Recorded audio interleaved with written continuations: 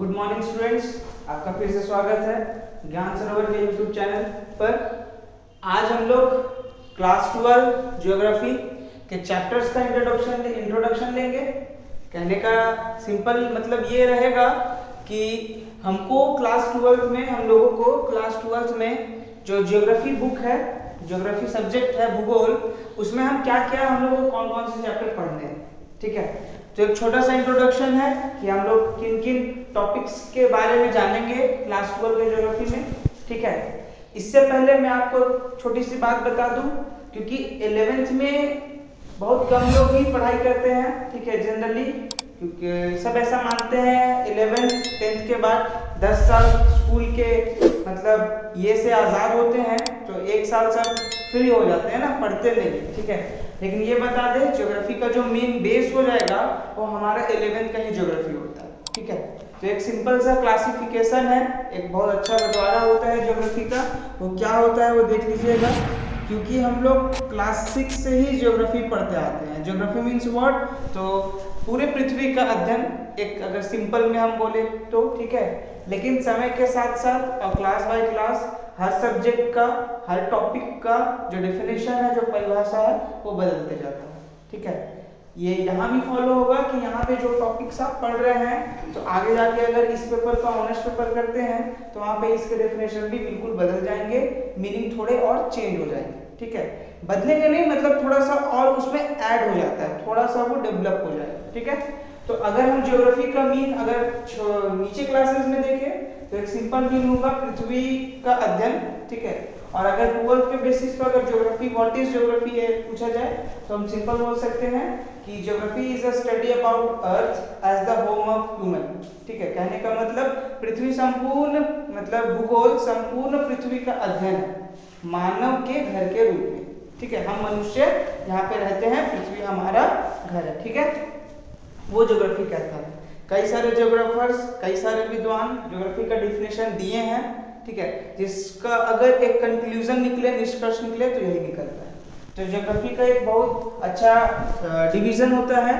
ठीक है, क्लासिफिकेशन होता है। ये क्या है, जो ज्योग्राफी बेसिकली ज्योग्राफी के 2 ब्रांचेस है। ठीक है, ज्योग्राफी के 2 ब्रांचेस है। पहला है फिजिकल ज्योग्राफी और दूसरा है ह्यूमन ज्योग्राफी।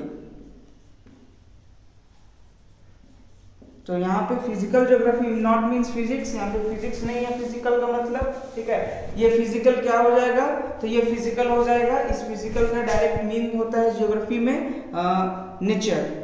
ठीक है, नेचर या नेचुरल, प्राकृतिक के जितने भी तत्व हैं वे फिजिकल में आएंगे, और ह्यूमन और ह्यूमन रिलेटेड जितने भी बीइंग हो जाएंगे, ह्यूमन रिलेटेड थिंग हो जाएंगे। ठीक है, मानव संबंधित वस्तुएं वे सब ह्यूमन हो जाएंगे, ह्यूमन ज्योग्राफी। ठीक है, सो ज्योग्राफी के जिस ब्रांच में फिजिकल एस्पेक्ट प्राकृतिक तत्व का प्रभाव होता है वे फिजिकल ज्योग्राफी इसका ब्रांच कहलाएगा, और सेकंड ह्यूमन ज्योग्राफी जिसमें मनुष्यों का प्रभाव रहेगा। ठीक है, तो हम लोग जो 11th में ज्योग्राफी पढ़ेंगे, ठीक है, वो फिजिकल ज्योग्राफी का मेन पूरा रहता है, और 12th में हम ह्यूमन ज्योग्राफी पढ़ते हैं। तो ये हम लोग को जानना चाहिए कि हम लोग क्या पढ़ रहे हैं। यहाँ पे कहने का सिंपल मतलब ये हो जाएगा कि जब 11th में ज्योग्राफी पढ़ेंगे तो वहाँ पे हम जितने भी टॉपिक्स पढ़ेंगे वहाँ पे जो नेचर है, प्रकृति है, उसका प्रभाव रहेगा। और यहाँ टॉपिक्स का आप देख सकते हैं, किसी भी टॉपिक को उठा लीजिए। ठीक है, दोनों बुक में मानव भूगोल की 2 पुस्तकें आपको 12th में पढ़नी है, मानव भूगोल के मूलभूत सिद्धांत, ठीक है, और भारत लोक एवं अर्थव्यवस्था। इन दोनों पुस्तकों में कोई भी टॉपिक, कोई भी चैप्टर का टॉपिक उठाइएगा तो आपको देखने को मिलेगा प्रकृति का प्रभाव तो ज्योग्राफी के हर टॉपिक में है, लेकिन यहाँ पे ज्यादातर मानव से संबंधित टॉपिक्स आपको देखने को मिलेंगे। ठीक है, इसका रीजन यही है कि ज्योग्राफी का सेकंड ब्रांच ह्यूमन ज्योग्राफी हम 12th में पढ़ रहे हैं। ठीक है, आगे मानव भूगोल में ही जो चैप्टर्स हम लोग को पढ़ने हैं, उन चैप्टर्स का एक शॉर्ट इंट्रो हम आपको देते हैं। ठीक है, थोड़ा समझने का ट्राई करिएगा, समझिएगा। ठीक है, बहुत इंटरेस्टिंग टॉपिक्स है 12th में, मजेदार टॉपिक्स है। माना जाता है, स्टूडेंट्स एक्सपीरियंस बोलता है कि 11th थोड़ा टफ हो जाएगा, 12th थोड़ा इजी होता है, क्योंकि इजी टॉपिक्स भी है। ठीक, जिसमें पहले बता दिए मानव भूगोल, ह्यूमन ज्योग्राफी, 2 बुक, मानव भूगोल के मूलभूत सिद्धांत, ठीक है, और भारत लोक एवं अर्थव्यवस्था। पहला है मानव भूगोल, प्रकृति एवं क्षेत्र। कहने का मतलब 12th में तो मानव भूगोल पढ़ रहे हैं। मानव भूगोल है क्या भाई? मानव भूगोल हम किसे कहते हैं? ठीक है, इसका नेचर कैसा है? ठीक, ये किस नेचर का है? नेचर कहने का मतलब इसमें जो परिवर्तन है, ये परिवर्तन होते रह रहा है कि नहीं हो रहा है, ठीक है, स्थिर है। ठीक, ये मानव भूगोल की एक प्रकृति दर्शाती है। इसके साथ साथ इसमें हम ये भी देखते हैं कि इसके अंतर्गत हम क्या क्या पढ़ते हैं। ठीक, मानव भूगोल क्या है, मानव भूगोल के अंतर्गत हम क्या क्या पढ़ते हैं, ये सारी बातें मानव भूगोल से संबंधित सारे नियम, सारी परिकल्पनाएं, कल्पनाएं हम सब इसी चैप्टर में हम पढ़ते हैं। ठीक है, इसमें हम कई सारे भूगोलवेत्ताओं द्वारा दी गई परिभाषा और उनके दिए गए सिद्धांतों को पढ़ते हैं और सीखते हैं कि मानव भूगोल क्या है। सिंपल वर्ड में देखें तो भूगोल पर मानव का प्रभाव जो है, ठीक है, मतलब कि इस पृथ्वी पर मानव की कौन कौन सी क्रियाएं हैं, ठीक, मानव कौन कौन से कार्य कर रहे हैं, इन सभी का एक भौगोलिक अध्ययन ही मानव भूगोल कहलाएगा।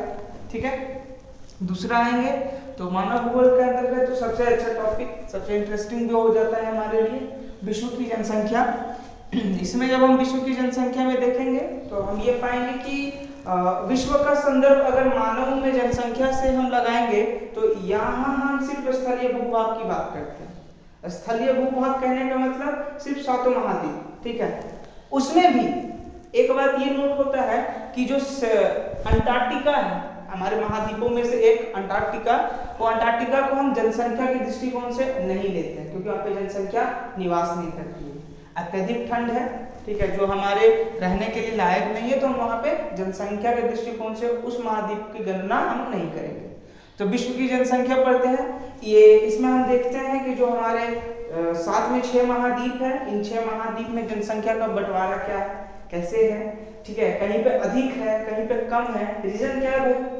कहीं पे अधिक जनसंख्या निवास कर रही है, कहीं पे कम जनसंख्या निवास कर रही है, क्या रीजन है इसका? ठीक है, इस रीजन को, जनसंख्या वृद्धि को, जनसंख्या के वितरण को, जनसंख्या के घनत्व को, ठीक, इससे संदर्भ, जनसंख्या से संदर्भित हर चीज, हर टॉपिक हम इस चीज में पढ़ेंगे। ओके, जब विश्व की जनसंख्या को पढ़ लेंगे तो इसके बाद जो थर्ड टॉपिक आएंगे, थर्ड चैप्टर आएंगे, वो है जनसंख्या संगठन। जनसंख्या संगठन कहने का मतलब जनसंख्या का सिंपल अर्थ लोगों की संख्या से। अब लोगों की संख्या है तो ये जो लोगों की संख्या, ये सिर्फ एक ही मतलब गुण के नहीं है। सिर्फ गुण कहने का मतलब अगर पुरुष बोल रहे हैं तो सब जनसंख्या में पुरुष नहीं है, महिलाएं भी है। ठीक है, उसमें भी कई वर्गीकरण का आधार है, आयु के आधार पर, लिंग के आधार पर, शिक्षा के आधार पर।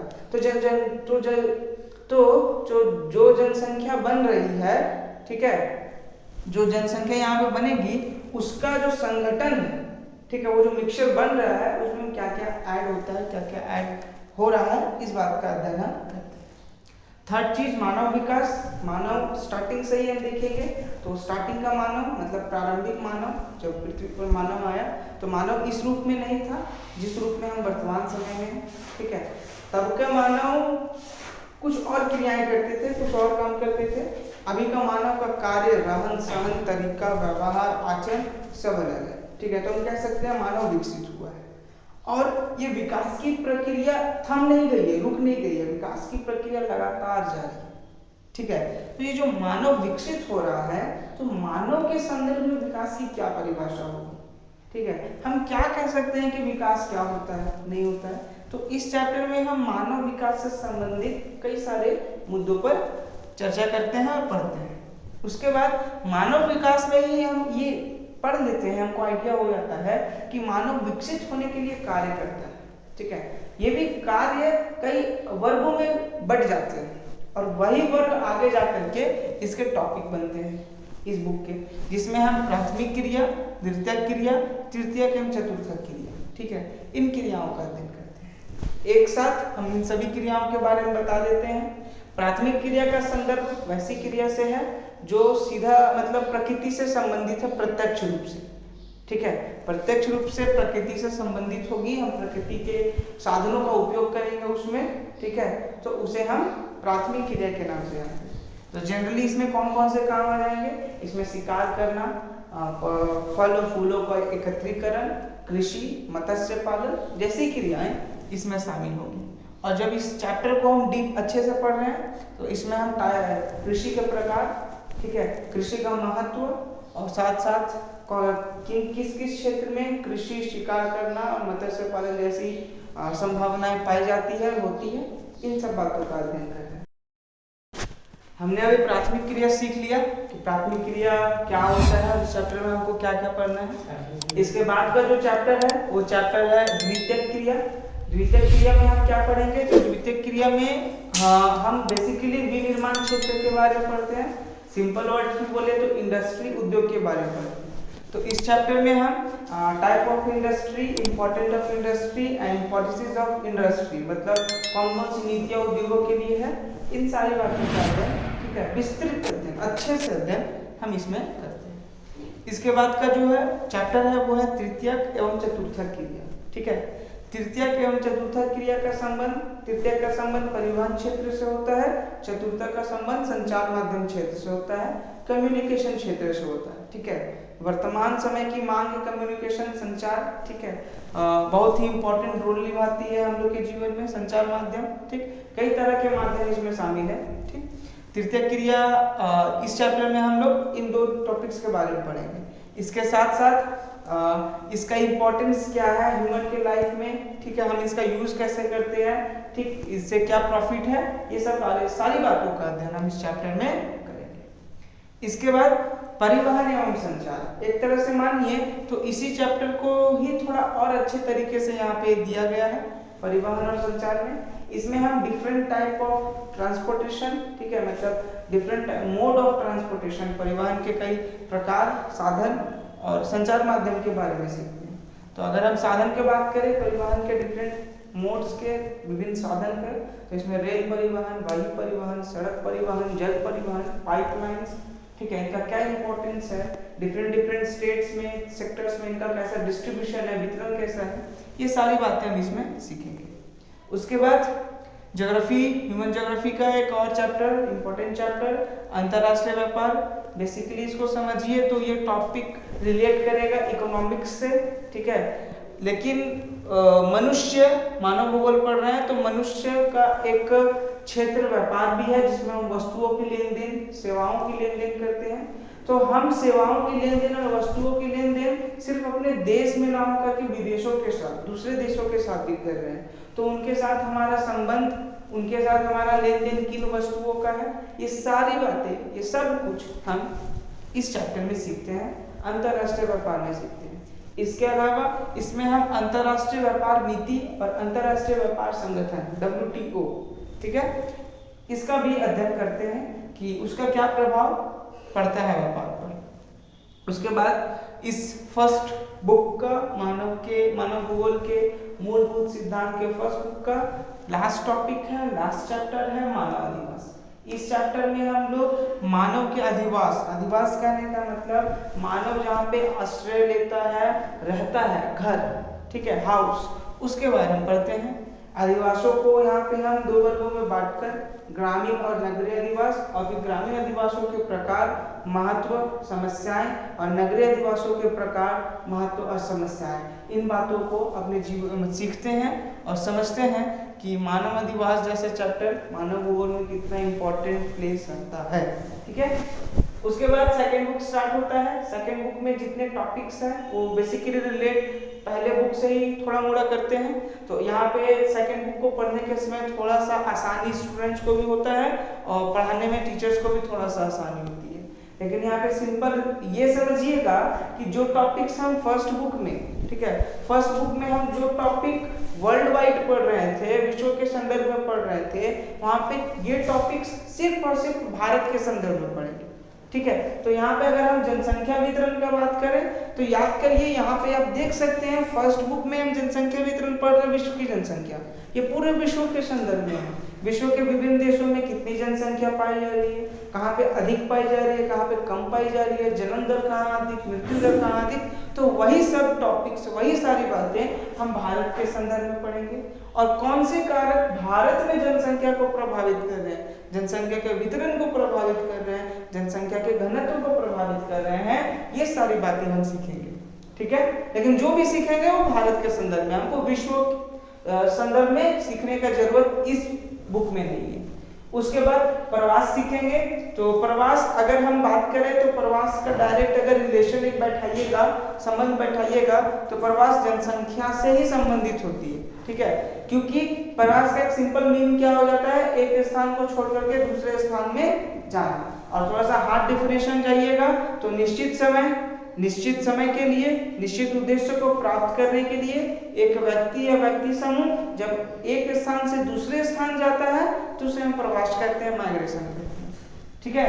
तो ये प्रवास हम इसके बारे में पढ़ेंगे कि भारत में कितने प्रकार के प्रवास पाए जाते हैं, क्योंकि ये जरूरी नहीं है कि जिस प्रकार के प्रवास इस टॉपिक में मिलेगा उसी टाइप का प्रवास इसमें मिलेगा।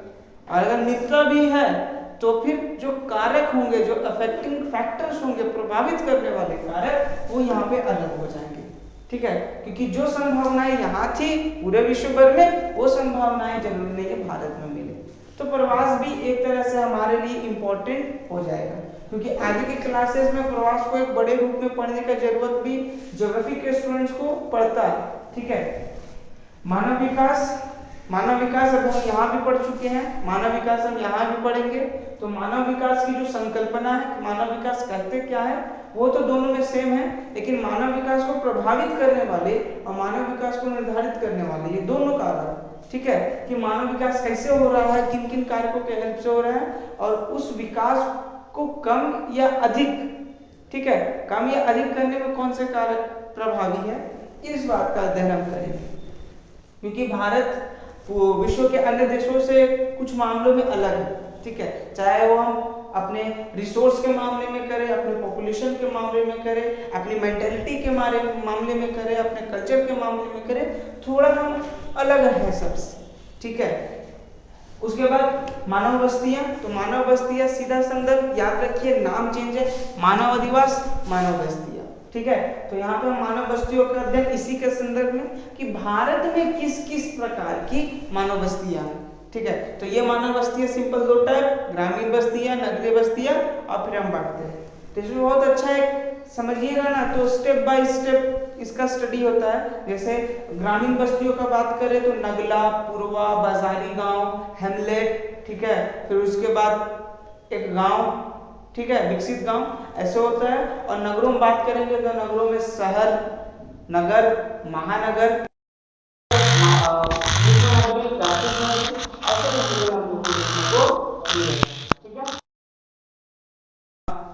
भारत में ही भूमि संसाधन एवं कृषि, मतलब भारत में जो भू संसाधन है, भूमि संसाधन है, उसका उपयोग कैसे है, उसका नियोजन कैसे है, उसका प्रबंधन कैसे है, कौन कौन सी विकास नीतियों का उपयोग कर रहे हैं, और इसके अलावा इसी भूमि संसाधन पर होने वाला सबसे महत्वपूर्ण कार्य, सबसे महत्वपूर्ण क्रिया कृषि, ठीक है, खेती। तो यहाँ पे हम टाइप ऑफ एग्रीकल्चर मतलब कृषि के प्रकार, कृषि का महत्व और इसको प्रभावित करने वाले कारकों का अध्ययन भी करते हैं, ओके।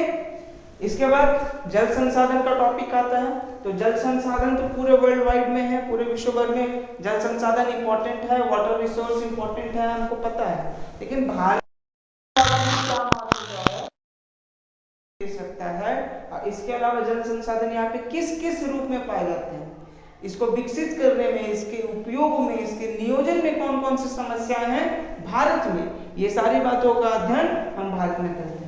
इसके अलावा जल का जो वेस्टिंग है, जल की जो बर्बादी है, इस बर्बादी को रोकने के लिए कौन कौन सी नीतियों का पालन किया जा रहा है, नीति लागू की जाती है भारत में, ये भी इसमें ऐड होता है। उसके बाद खनिज एवं ऊर्जा संसाधन। तो भारत में जितने भी राज्य हैं 29 राज्य, इन राज्यों में जो खनिज और ऊर्जा संसाधन का वितरण है वो एक जैसा नहीं है। कहीं पे खनिज बहुत अधिक पाए जाते हैं, जैसे पठारी प्रदेश के जितने भी राज्य हैं वो खनिज के दृष्टिकोण से, ऊर्जा के दृष्टिकोण से बहुत रिच है, बहुत धनी है। लेकिन कुछ स्टेट ऐसे हैं जहाँ पे खनिज और ऊर्जा संसाधन के नाम मात्र पाया जाता है, कुछ नहीं पाया जाता है, ओके। तो इसका इंपॉर्टेंस भी क्या होगा भारत में, इसका हम पढ़ेंगे। ये बहुत शॉर्ट एक समरी टाइप में हो जाएगा हम लोग के लिए, एक शॉर्ट डिटेल आपका ये है कि हमको क्या क्या आखिर पढ़ना है। डिटेल पढ़ेंगे तो और अच्छा लगेगा।